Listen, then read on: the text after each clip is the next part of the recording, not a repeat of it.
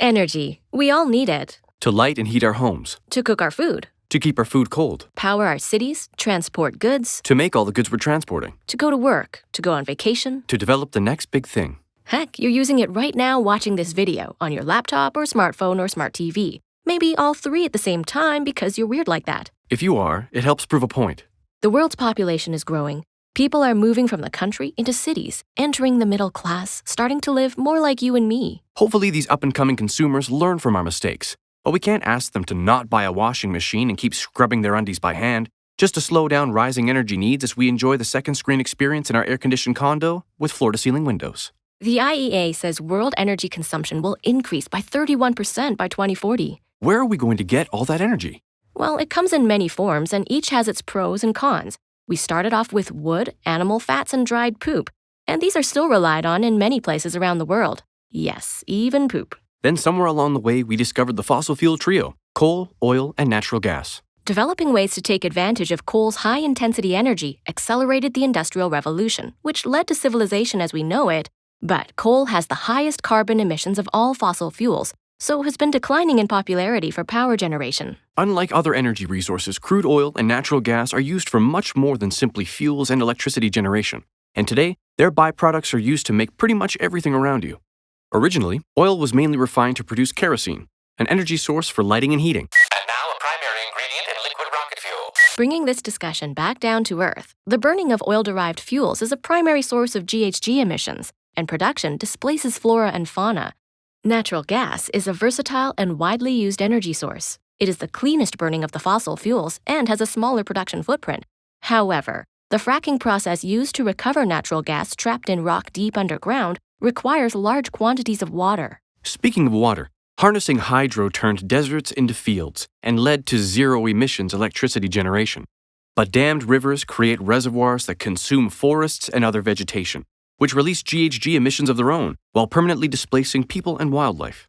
Nuclear promised clean energy, but because original reactor technology was designed to produce weapons-grade plutonium as a byproduct to offset high construction costs, it's not as fail-safe as it could have been. So that takes us to renewable energy. Here we're usually talking about solar and wind, but these green solutions are not without their own unintended consequences. Like the large areas of land required to produce enough energy, which then displaces and alters surrounding ecosystems, killing birds and bats, and the water required to clean solar panels. Oh wait, we almost forgot fusion. On the brink of success since, 1982. But that's a whole other story. Canada's pretty lucky when it comes to energy. We produce a lot of it across all the types mentioned, plus a few more. Combined, we have more than any other country in the world. So we're set, right? Wrong. Just like our population, Canada's amazing energy resources are not split evenly across provinces and territories. And the places where energy sources are most abundant are not the same places with the most demand.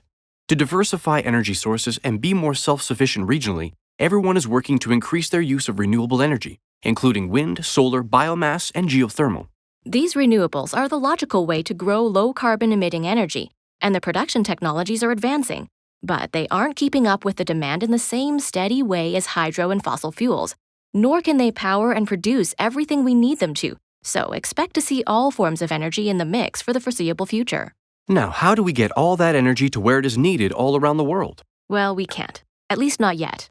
Think of energy transmission like a railroad.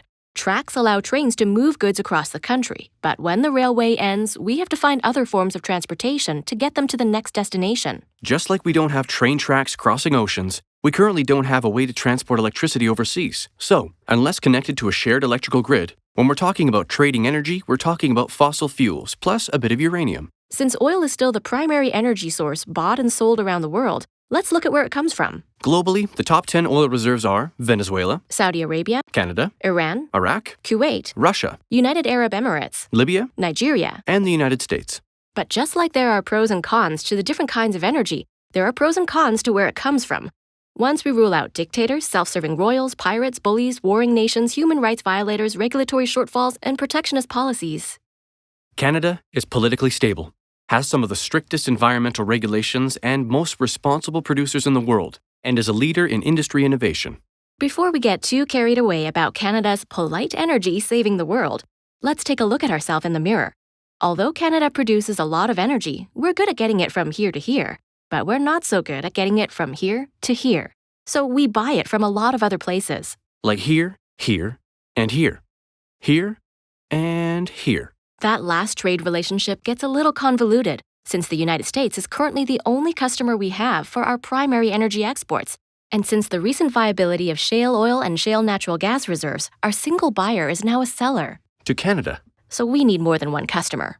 What about Canada? How can we sell to ourselves? Instead of buying oil and natural gas from other people, about $13.9 billion worth every year, wouldn't it be better to use our own and then sell what we don't need to growing countries like China and India? Of course it would. And yes, it's not as easy as simply throwing an ad up on eBay and shipping it overseas by Canada Post. We still need to do some work at home before we're ready to sell to new markets, helping growing countries provide the energy they need to meet the growing energy demands of their growing middle class, and in a more sustainable manner than they can do with their own local resources. So we should start now. In the meantime, we should at least become more aware of how energy is used and moved all around us and around the world. And a good place to start is understanding how much energy we use to power our own lives at home. Are you an efficiency superstar or energy superuser? Follow the link provided to take a quick survey and find out. It will take less than half the time you just spent listening to us.